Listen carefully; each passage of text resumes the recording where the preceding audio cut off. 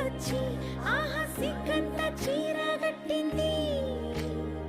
చీరలో చందమామ ఎవరమ్మ, ఆ గుమ్మ సీతమ్మ.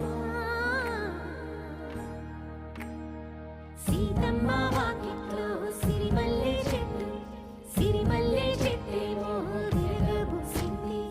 కొమ్మ కదలకుండా కొయ్యండి పూలు,